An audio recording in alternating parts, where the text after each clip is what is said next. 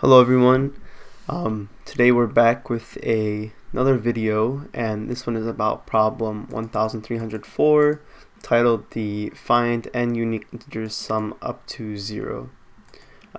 This is marked as easy. The most companies that utilize it is only Microsoft.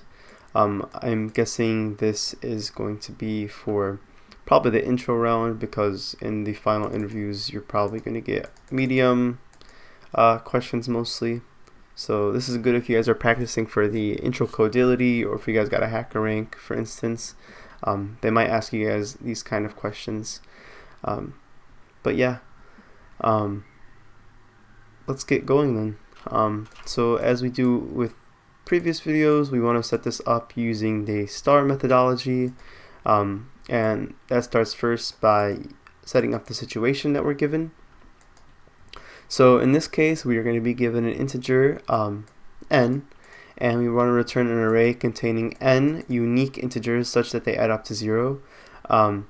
Two important things here. So the answer can be any array as long as they are unique. It's comprised of unique integers that when you add up the sum of all of them, so if you loop through and you have like a running sum, the total is going to be 0. So we're going to have a combination of positive and negative integers within this array that we're going to be returning. So a quick example of this is here we are given that n is equal to 5, meaning that we need an array of size 5. And the output for this is an example output. As mentioned here, the other accepted output can be this array or whatever else that you may think of. So in this case, -7 plus -1, that's -8, plus 1, -7, plus 3, plus 4, -7, plus 7 is equal to 0. So this would be the output. Same thing here, n is equal to 3, we have an array of 3, we have -1 plus 0 is -1, and plus 1, that's equal to 0.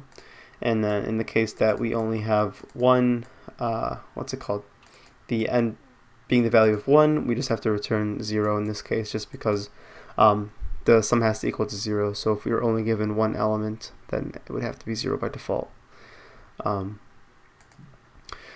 that's the situation that we're given, and the task that we need to accomplish, that we need to code up in this case, would just be to return an array that when we sum it up, we would get 0 in this case, like we went through with the examples. So in order to accomplish this using the action, there's a couple of different ways you could approach this. And if you look at the hints on LeetCode, it tells you return an array where the values are symmetric, so plus x minus x. Another one, it tells you if n is odd, append value 0 in your returned array. So those are going to be helpful now, because the way I want to approach this is by splitting up the logic between if we're given an odd n, an odd integer n, so if we're going to have an odd array or if we're going to have an even array.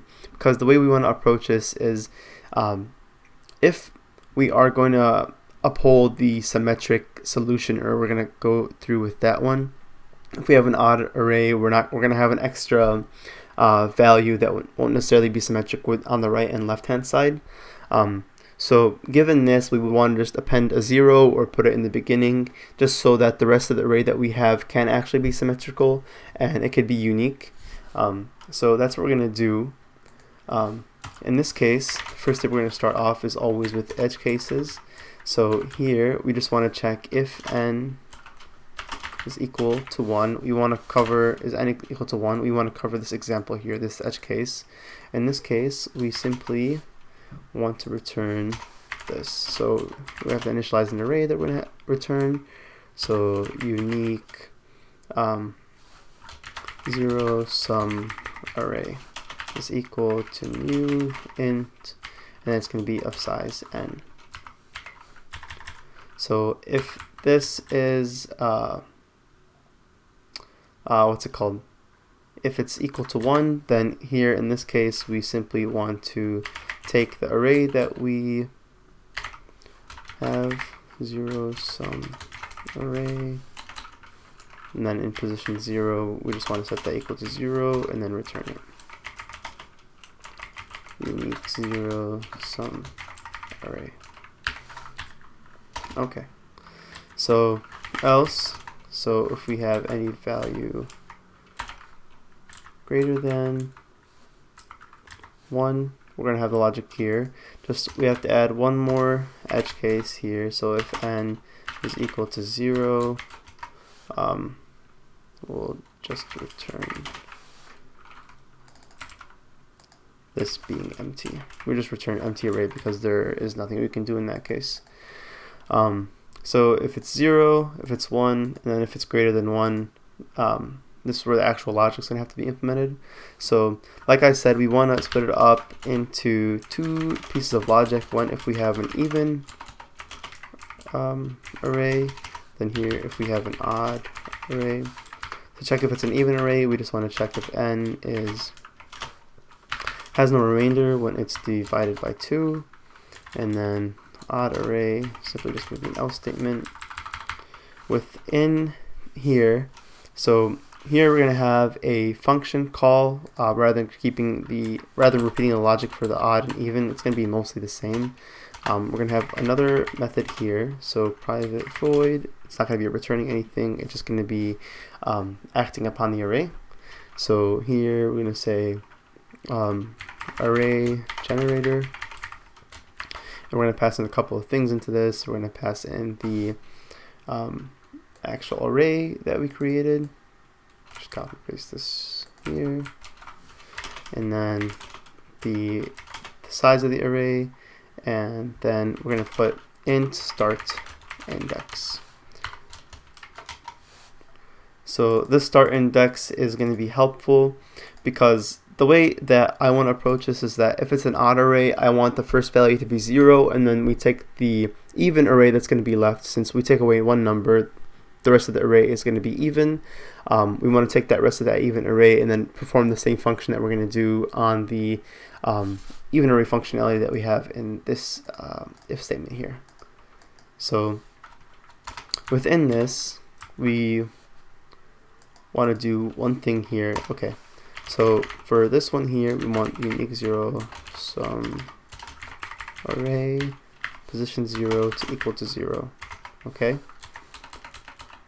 and then for this one, we'll keep this empty here because it's only going to be what's it called, the logic from this. So here we want to have a for loop for int I equal to 0, I less than n, I plus plus. Here we want to check if n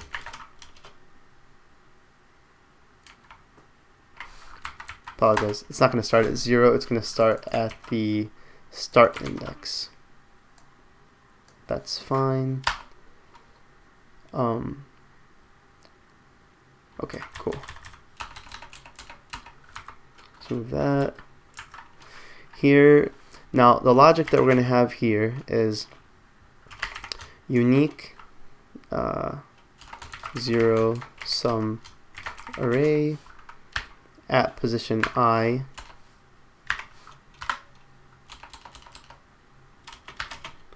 is going to be equal to I. Okay, that's just going to simply be equal to the number that we have here, that the index is. Now here,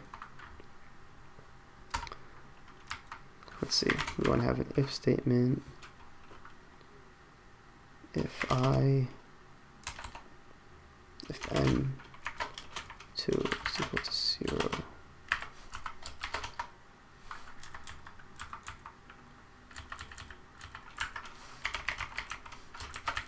I'll explain this in a second. Summary.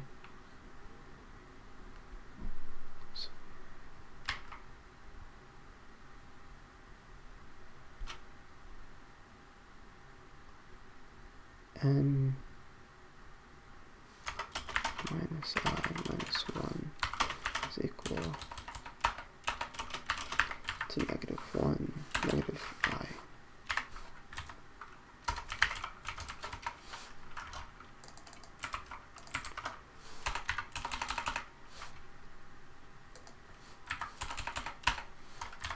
Okay, so this is the logic we have now. Okay, so here we are going to be looping through the entirety of the array that we're passing in here, and we're going to be starting at the start index. So for an even array, that's just simply going to be at 0. For an odd array, that's going to be at 1, since we want the first element in that array to be 0 to make the rest of the array even, or symmetrical in this case. Okay, once we go through here, we want the elements on the left hand side of the array to be simply the value of I, and then on the right hand side, so in the case that it's even, we just simply have to subtract this by 1, just because the value of n is going to be out of bounds. So we just have to subtract this by 1 at the end after we subtract it from I. So this is simply just going from the right hand side, and it's going to set this equal to the opposite of I, so negative I, in order to make this symmetrical.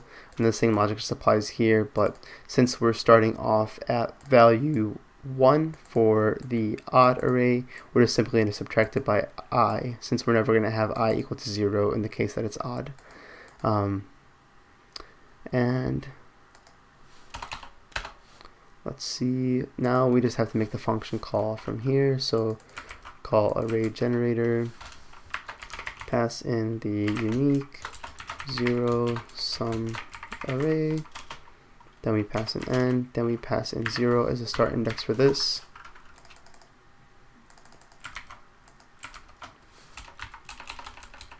And then here we're going to put the start index as 1.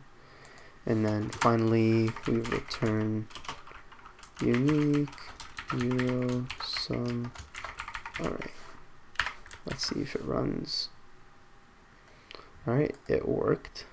Let's see if we pass all the test cases. Yep, there you guys go.